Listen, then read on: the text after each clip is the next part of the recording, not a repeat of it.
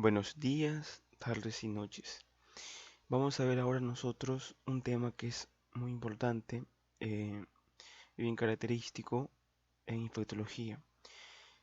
Nos vamos a referir a un parásito que tiene una característica muy importante, que es el protozoo más grande que parasita al hombre y es el único ciliado que parasita al hombre. Nos referimos al Palantidum coli.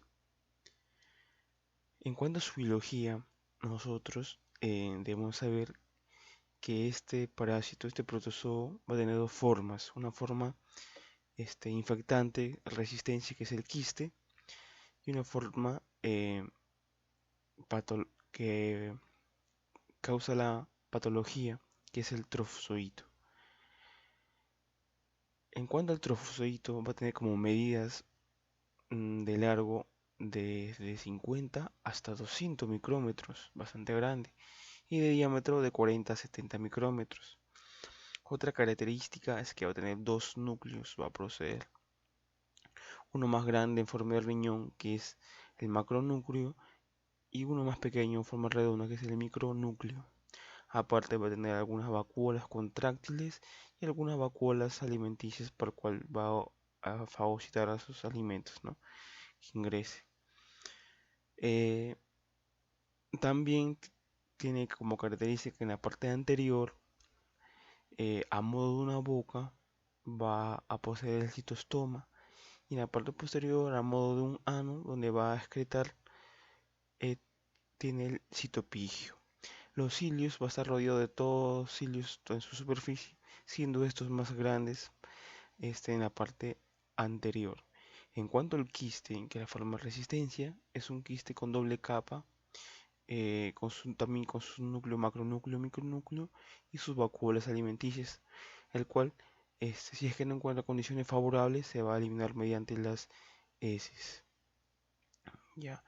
Entonces, la reproducción de este parásito puede ser al igual que en tamistolítica o igual que en la Yerlia amblia por la fisión binaria, pero tiene otro mecanismo de reproducción que es la conjugación. Es cuando un trofozoito va a unirse a otro trofozoito y van a intercambiar su material cromosómico y luego se vuelven a separar.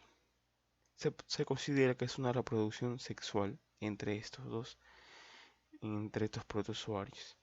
Aparte de eso, también va a secretar una sustancia que es la hialuronidasa, que vamos a ver que nos va a servir para poder penetrar o hacer lisis del epitelio intestinal.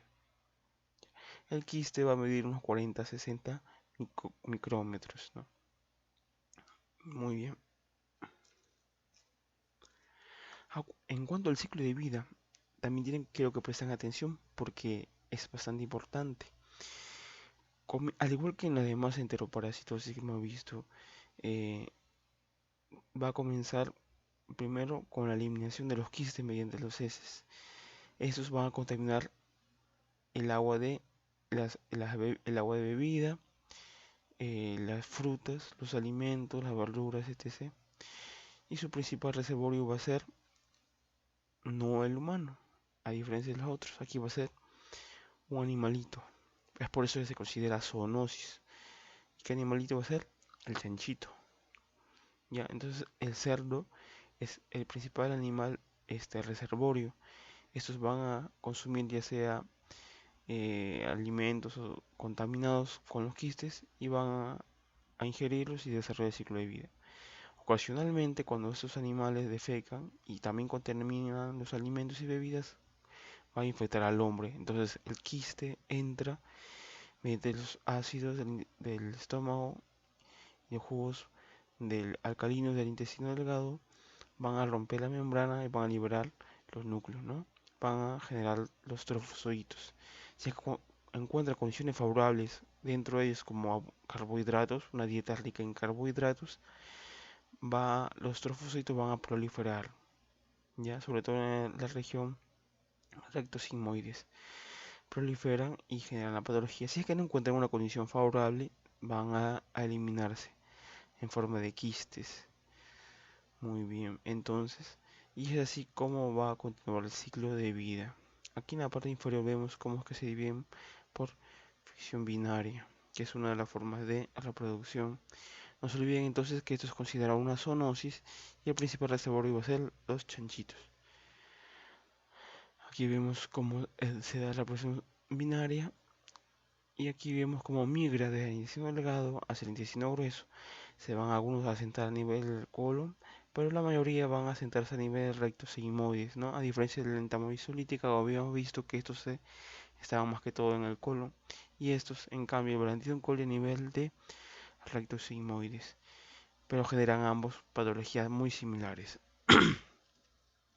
En cuanto a la epidemiología, como le dije, como es una zoonosis, el principal reservorio va a ser los cerdos, no los chanchitos, los principales reservorios. ¿Ya? Entonces, muchas veces, como dice acá abajo, se considera esta como una enfermedad ocupacional, ya que los que más infectan son las personas, son los criadores de chanchos, los criadores de cerditos. ¿Ya? Su ubicación o su distribución va a ser cosmopolita, distribuido en todo el mundo, sobre todo en lugares con menor saneamiento, menor educación, menor medida de prevención y de limpieza. Ya, muy bien. Esta parasitosis puede tener como característica que siempre se va a sentar en base a otra patología, generalmente a otras enteroparasitosis. Si alguien ya tiene, por ejemplo, ya ha tenido entamoeba o en otras patologías como enfermedad de Crohn, colitis ulcerosa, estos se van a sentar con mayor prevalencia. Ya, muy bien. Entonces aquí podemos ver las condiciones precarias, las condiciones muy pobres en las cuales se crían muchas veces los cerdos. Las personas ya no son tratados como debe ser. Entonces aquí vamos a ver, por ejemplo, los chanchitos, como son alimentados por basura o por comida que a veces piden, este, los guardan y le dan así en pésimas condiciones salubres, obviamente. Y estos pueden tener distintas patologías parasitosas que pueden contagiar y contaminar al hombre. Dentro de ellas, Balantidium coli, cisticercosis también, triquinosis, por ejemplo, etc. Muy bien. En cuanto a la patología, nosotros debemos tener en cuenta que la mayoría, al igual que en la enfermedad isolítica, la mayoría van a ser asintomáticas, pero dependen varios factores, obviamente, tantos pertenecientes al parásito como pertenecientes al huésped. Pertenecientes al parásito, pues de acuerdo a la virulencia, a la cepa del parásito. Eh, Qué tan virulentas son, qué tan patógenas son, y la producción de hialuronidasa. Por ejemplo, sabemos que mediante esto va a causar lisis tisular y facilita la penetración en la mucosa del intestino grueso. Entonces, mientras más tenga esto, más virulentos. Eh, También son más prevalentes si hablamos del huésped, los pacientes que tienen una dieta rica en carbohidratos. Ya, entonces una flora bacteriana favorable también puede ser. Otras patologías, otras parasitosis previas, otras enfermedades o algunas enfermedades crónicas o alcoholismo, desnutrición, etc. Muy bien. Entonces debemos diferenciar siempre nosotros la lesión típica de este Balantidium coli de la entomolítica, ya que son muy parecidas. Ya generan a nivel citológico lesiones histopatológicas muy parecidas. A diferencia que, como les mencioné, aquí su localización principal va a ser en el recto sigmoides, ¿ya? Aunque también se puede presentar a nivel fecal. Y eso también debemos nosotros tener bastante importancia. También debemos saber que este parasitosis puede invadir por cercanía o por vía hematógena a otros órganos cercanos, por ejemplo al apéndice, los ganglios linfáticos mesentéricos, los pulmones incluso. Pueden causar lesiones necróticas, infiltración celular de neutrófilos, linfocitos y eosinófilos. En cuanto a la sintomatología, nosotros debemos saber que la mayoría van a ser asintomáticos, como le mencioné. Pero cuando se presenta la clínica, la sintomatología, puede darse una forma aguda en una forma crónica, siendo la más llamativa y característica la forma aguda, del cual debemos diferenciar, como la dije, de la entamoeba histolítica, porque su clínica es bastante parecida. Entonces va a haber fiebre, malestar general, astenia, cansancio, náuseas, vómitos, diarrea con mucosidad, sangre, tenesmo, que es parecido a la disentería mediana o axilar también. Y esto va a causar a veces también postración. Ya van a estar en camas, no van a tener energías para nada. Si es que esto llega a penetrar la mucosa del intestino grueso, puede llegar al peritoneo y causar una peritonitis en el cual tiene un mal pronóstico. Incluso puede llegar a otros órganos. Ya. Ahora, en cuanto a la diarrea bacteriana o crónica, aquí los síntomas van a ser menos marcados, ya van a ser más leves. eh, Va a haber periodos de diarrea también, pero van a estar alternados con periodos de esitiquez o estreñimiento. Va a haber un dolor abdominal difuso, eh, y eso también debemos nosotros tener en cuenta. Puede haber moco, sangre, como también no puede haber. Va a haber malestar general también. Ahora, como le dije, la mayoría son asintomáticos, pero estos pueden estar como portadores crónicos. Entonces, de esta forma ellos podrían contaminar o infectar a más personas sin que ellos mismos se den cuenta o sin que ellos presenten los síntomas, ya sin que estos presenten los síntomas. Muy bien. En cuanto al diagnóstico, nosotros debemos saber eh, que la clínica lo van a diferenciar, como le dije, disentería amebiana o bacila. Entonces, ¿qué datos nos puede ayudar para diferenciar de estas?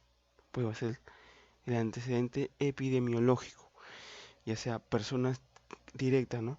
Criadores de cerdos, personas que viven con los criadores o cerca de los cerdos, o personas que viven en la contigüidad. Generalmente en zonas rurales es donde se presenta esto con mayor incidencia. Y es lo que nosotros tenemos de tener en cuenta. También puede haber diagnóstico diferencial con otras patologías eh, que pueden causar lesiones parecidas como la tricocefalosis, ¿no? Por trichuris trichuria, por colitis ulcerativa también. Entonces, para esto se puede hacer examen colonoscopía o simplemente sigmoidoscopía, por lo cual vamos a tomar muestras de las lesiones características que se van a dar, que son, a diferencia de la anatomía histolítica, son de cuello ancho, pero son muy parecidas. Entonces, se toman muestras, se puede tomar también, ya sea en fresco, o también se puede tomar para biopsia, para fijar o para cultivar también. De esta forma muy importante. Ahora, si vamos a hacer examen de las heces, este va a ser seriado por 3 días ¿y qué vamos a buscar? Los quistes sobre todo, ¿no? Si es en forma aguda, vamos a buscar los trofozoitos, pero estos son los que se deben eh, encontrar. Si es en fresco, vamos a buscar los trofozoitos, que son bastante grandes, eh, y de esta forma lo podemos diferenciar. Muy bien, puede ser por algunos tipos de métodos también. Si es que no estamos frente a un portador crónico, por ejemplo, aquí vamos a buscar algunos quistes que se pueden eliminar mediante las heces, mediante algunos métodos como el método de Berman o un método modificado más simple como el método de Lumbreras también. Muy bien. En cuanto al tratamiento, a diferencia de la anatomía que de elección eran los derivados nitroimidas aquí va a ser lo principal a elección las tetraciclinas, pero no va a estar indicado o va a estar contraindicado en los niños mayores de 8 años, ¿ya? Y eso también debemos tener en cuenta en embarazadas y niños mayores de 8 años. Eh, en menores de 8 años y en embarazadas va a estar contraindicado. Solo se puede dar en niños mayores de 8 años y en adultos. La dosis va a ser 500 miligramos por día cada 6 horas por 10 días. Y si hablamos de niños mayores de 8 años, 40 miligramos por kilogramo por día, máximo gramos por 10 días. ¿Ya? Y otros fármacos, si es que se genera resistencia o intolerancia, se puede dar el metronidazol, iodoquinol y nitazoxanida también. En cuanto a la profilaxis, ahora tener en cuenta, como toda enteroparasitosis siempre, como dice acá el perrito que nos dice, el perrito, buena disposición discreta, siempre. Lavado de manos después del baño, antes de cocinar, después de venir a la calle. Eh, lavado de las frutas y las verduras bien lavadas, bien cocidas, que se van a cocer, refrigeradas, el agua hervida, tomar siempre el agua hervida, por favor. Entonces, eso es en cuanto a nosotros, ¿no? Es la medida de cuidado, profilaxis. Pero también hay medidas de cuidado para el principal reservorio. ¿Quiénes son? Los cerditos. Entonces las porquerías se deben limpiar bien con agentes desinfectantes. Ya para que estén así los chanchitos, como ven los cerditos aquí, con su colita toda retorcida, rosaditos, todos bien limpiecitos. Ya así debe estar. Entonces una porquería ejemplar. Así es como debe estar entonces bien limpio para evitar la diseminación de enfermedades. Entonces vamos con algunas preguntas para poder reforzar todo lo que hemos visto, que es un tema bastante corto en realidad y bastante fácil. ¿Cuál es el protozoo de mayor tamaño? Habíamos visto cuál era el Balantidium coli. Muy bien. El único protozoo ciliado que parasita al hombre. Ya lo había mencionado. ¿Cuál es? El Balantidium coli. Preguntas súper fáciles. Sobre la bandidiasis es correcto. Entonces vamos a ver. El trozoide de forma alargada. En forma ovalada. ¿Presenta tres núcleos? No, falso. Presenta solo dos núcleos. ¿El hombre es el principal reservorio del parásito? No, falso. ¿Quién es el principal reservorio? Los sarnos, no los chanchitos. La disentería balantidiana se observa en la fase crónica. Falso. ¿Dónde se observaba? En la fase aguda. ¿Sí? El tratamiento de la acción son las tetraciclinas. Verdadero, esa es la clave. Entonces, clave. Señala lo falso acerca de la valentíasis. ¿Es el protozoario más grande que aparece el hombre? Verdadero. El trofozoito presenta un macronúcleo y micronúcleo. Verdadero. La disentería valentillana es fácilmente diferenciable de la disentería amebiana. ¿Observamos clínicamente? No. En realidad son difíciles de diferenciar, ¿no? Por eso se busca el antecedente epidemiológico. Entonces sería lo falso. ¿Está ahí? La D dice, disentería valentillana sucede en la fase aguda. Verdadero. Las tasas ciclinas no se deben dar a niños menores de 8 años y embarazadas. Verdadero. Entonces la única falsa aquí es la C. Falsa como sus mentiras, ¿verdad? Muy bien, ya, no se pongan tristes. Ahora un caso clínico.